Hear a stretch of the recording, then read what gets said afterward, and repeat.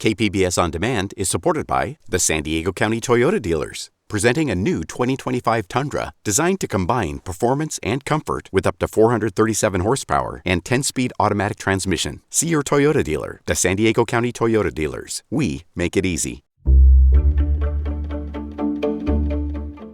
Good morning, I'm Debbie Cruz. It's Thursday, April 11th.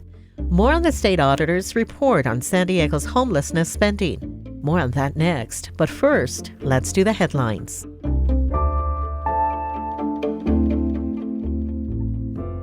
A Navy chief on trial in San Diego is facing life in prison for allegedly passing national security secrets to an agent of a foreign government. Prosecutors say Chief Fire Controlman Bryce Petticini was in debt and had a negative bank account balance when he met a woman on Facebook who claimed to be a researcher from Japan. She offered to pay the chief for information, and he accepted. Military reporter Andrew Dyer was at the court-martial yesterday. Petticini allegedly began being paid for information on Navy tactics and capabilities. When he transferred to a guided missile destroyer in Japan, he was offered even more money if he'd turn over classified documents. When he attempted to do so, he was arrested. He pleaded guilty Wednesday to bringing his cell phone into a classified workspace. He denies the other charges against him. The court-martial is scheduled to run through next week at Naval Base San Diego. San Diego is one of 9 cities chosen to participate in a program with national experts, providing guidance on how to meet the city's early learning and child care objectives. The program is led by the National League of Cities and will work with San Diego's Office of Child and Youth Success. The executive director of the office says it will give the city the opportunity to expand access to resources and high-quality programs for children and families. It's going to be another hot day across most parts of the county today, but the heat won't last long. The National Weather Service says it's expected to cool down tomorrow with a chance of light rain over the weekend. But before that, let's enjoy the sunny spring day with temperatures in the low 80s in the inland areas. In the mountains, temps will be in the mid-70s. In the deserts, it will be in the mid-90s. And by the coast, temps will be in the high 60s. From KPBS, you're listening to San Diego News Now. Stay with me for more of the local news you need. KPBS On Demand is supported by Splatero, helping homeowners pay off debt or for home improvements by offering streamlined access to your home's equity with no additional monthly payments or new debt. Splatero provides a lump sum payment in exchange for a share of your home's future value. Learn more at splatero.com.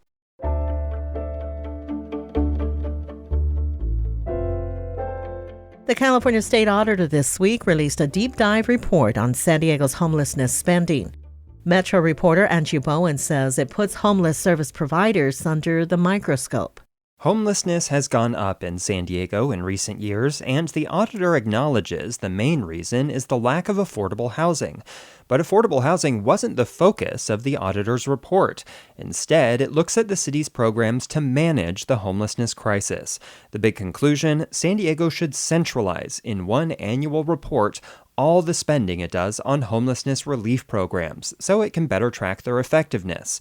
Hanan Scrapper is the regional director for People Assisting the Homeless, or PATH. The nonprofit operates the city's coordinated street outreach program. The goal is to get people ready for placement in permanent housing as soon as it's available, and just to help them survive. Our outreach teams have water and food and blankets and clothing and like first aid kits on them so that as you're encountering people, you're able to really start with like building trust by meeting their basic human needs. Scrapper says building trust isn't something that's easy to quantify. PATH does collect and report data on how many people it reaches and how often they're referred to shelter, medical care, or housing. But the lack of housing is the real reason why more people aren't getting off the streets. Andrew Bowen, KPBS News. A federal judge in San Diego has banned the use of excited delirium. In an upcoming police misconduct trial, the medical theory has been disproven as an explanation of when someone dies in custody. State lawmakers recently made it illegal to use the term as a cause of death in California. South Bay reporter Corey Suzuki joined Morning Edition host Deb Welsh to discuss the decision. Let's start with excited delirium, Corey. What is this medical theory, and why is it now banned as a cause of death in the state of California? Well, Deb, excited delirium has a long history in California and in the United States nationally. Police, paramedics, coroners, and medical examiners often use it to describe a person who becomes agitated and then dies suddenly while police are holding them, police or other first responders.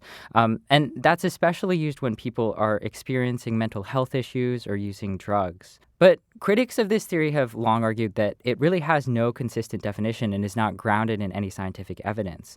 And that's led major medical groups like the American Medical Association to publicly disavow the term in recent years. Last year, that also led California lawmakers to ban excited delirium from many official proceedings in October, making it illegal for police to use it in their reports and for coroners and medical examiners to use it on death certificates. And so why is this coming back up in San Diego? Well, it's coming up because excited delirium was potentially going to be a key part of a lawsuit that's been going on for the last 4 years. That suit was filed by the family of Oral Nunes. Oral Nunes was a Northern California business owner originally from Jamaica and ran a trucking operation in the Central Valley near Stockton. In March 2020, Nunes was in town in the San Diego area to visit his daughter in Chula Vista. Nunes and his daughter and her boyfriend were at his daughter's apartment on the evening of March 13th, and that was when Nunes started experiencing what his daughter describes as a mental health crisis. Now, Nunes' family and the Chula Vista Police Department tell different stories of what happened next. What happened was Nunes' daughter called 911 for help. She felt like Nunes needed medical attention or some kind of mental health treatment. Officers arrived, and Nunes' family and the police department both say that they tried to handcuff Nunes. Multiple officers used their weight to force him against the ground. They wrapped his arms and legs with an additional restraining device and covered his head with a mesh hood. Paramedics then took Nunes to an ambulance, but minutes later they told police that he had stopped breathing. Nunes was driven to a local hospital where he was pronounced dead later that night. And when the San Diego County Medical Examiner's Office performed an autopsy, the medical examiner's office couldn't tell definitively why Nunes had died, but they said that excited delirium was the likely reason, according to a copy of the autopsy that was filed in court. The San Diego District Attorney, Summer Stephan, also launched an investigation into Nunes' death, but in November 2021, she announced her office would not be charging the officers involved and cited the medical examiner's diagnosis. But Nunes' family, his daughter and his wife, they didn't agree with the police version of events. And so in late 2020, both of them, Kimon Nunes, his daughter, and Roxy Nunes, Nunes' wife, both filed wrongful death lawsuits against the city of Chula Vista. And now the city of Chula Vista is set to defend itself when those cases go to trial together next week in federal court. And how will the excited delirium theory fit into all of this? It seems like it played a key role in how police handled Nunes' death in custody, but as you've told us, it's lost a lot of credibility since then.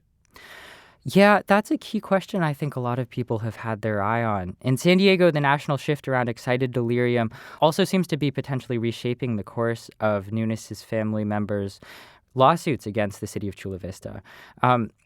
That's because attorneys for Nunes' family have argued that Chula Vista's legal team was likely to bring up this diagnosis, this disproven diagnosis, as a defense, despite it being discredited by leading medical organizations.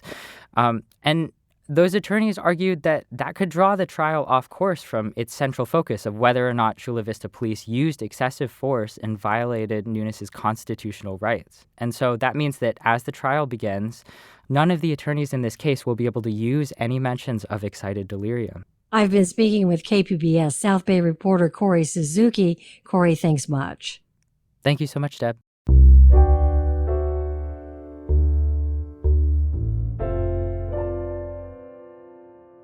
Dozens of high school students across San Diego are hard at work in a national competition to find solutions to some of society's biggest problems. Education reporter M.G. Perez has the latest on the Aspen Challenge. 150 high school students from 19 campuses across the San Diego Unified School District are midway through the projects they hope will find immigration solutions, answers to homelessness, and more support for mental health. It's called the Aspen Challenge. An 8-member team from Mission Bay High School has been working since late February on strategies using various mediums of art to lower stress in children. They hosted a mental health fair this week featuring poetry, origami, and vision boards. Nathan Sheehy is their English teacher and advisor. They're go-getters, and it's helping them beyond school. I mean, they're learning skills that are going to be more useful to them in the real world than maybe book learning. All the competing teams will deliver their presentations May 1st. MG Perez, KPBS News.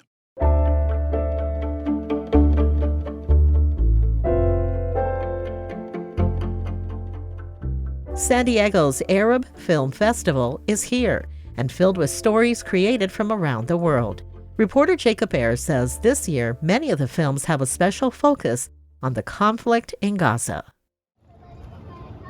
Held at the Museum of Photographic Arts in Balboa Park, the 13th annual San Diego Arab Film Festival starts April 12th and runs through the 21st. So it's a science fiction documentary which I co-directed with an American filmmaker, New York-based Sarah Friedland. Rami Yunus is the co-director of Lid, the closing night feature film at the festival.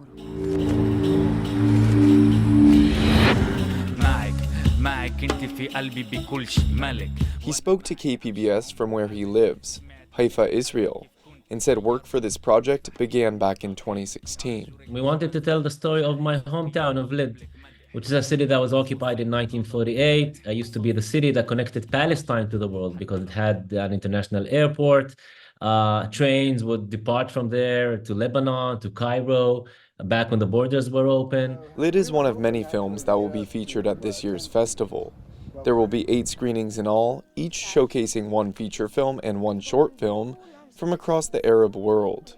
Several films at this year's festival revolve around ongoing conflict. We are stepping more into representing Palestinian filmmaking because of what's happening in Gaza and in the West Bank and in Jerusalem.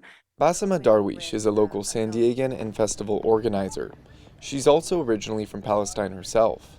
Darwish says the festival has grown and changed over the years, and the films are about much more than struggle. The artists are exploring more creatively and just stepping out of telling the story of trauma and occupation. Larry Christian is president of Karama, a nonprofit organization that focuses on issues of the Arab and Islamic world.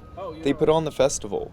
We want to provide a focal point for the community to show itself and be proud of itself. Christian says outside of Palestine, this year's festival features films from countries including Syria, Tunisia, Morocco, and Lebanon. Film also is a way to show people realistic depictions of Arab people and culture in a way that printed pages and other things don't do. Darwish says some of this year's films are relatable to her own experience growing up, something not commonly seen in U.S. cinema.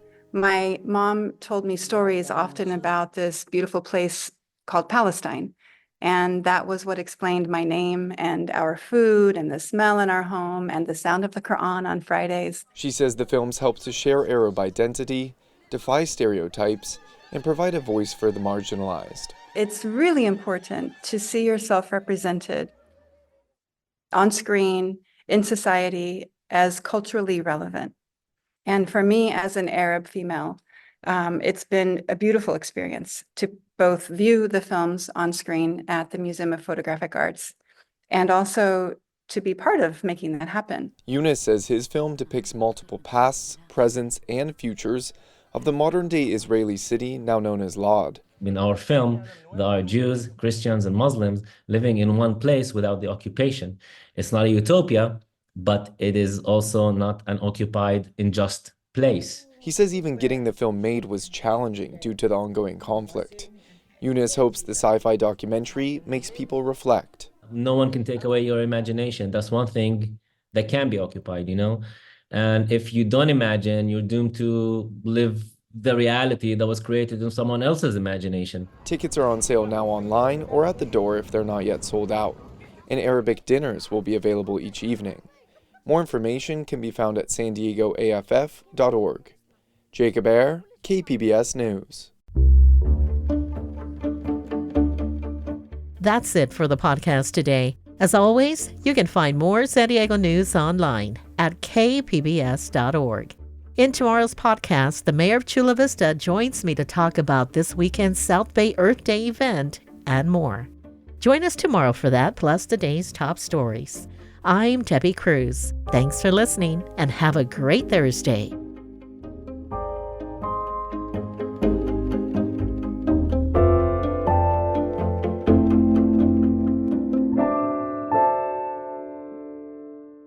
KPBS On Demand is supported by Splatero, helping homeowners pay off debt by offering streamlined access to your home's equity with no additional monthly payments or new debt. Splatero provides a lump sum payment in exchange for a share of your home's future value. Pre-qualification is available at splatero.com.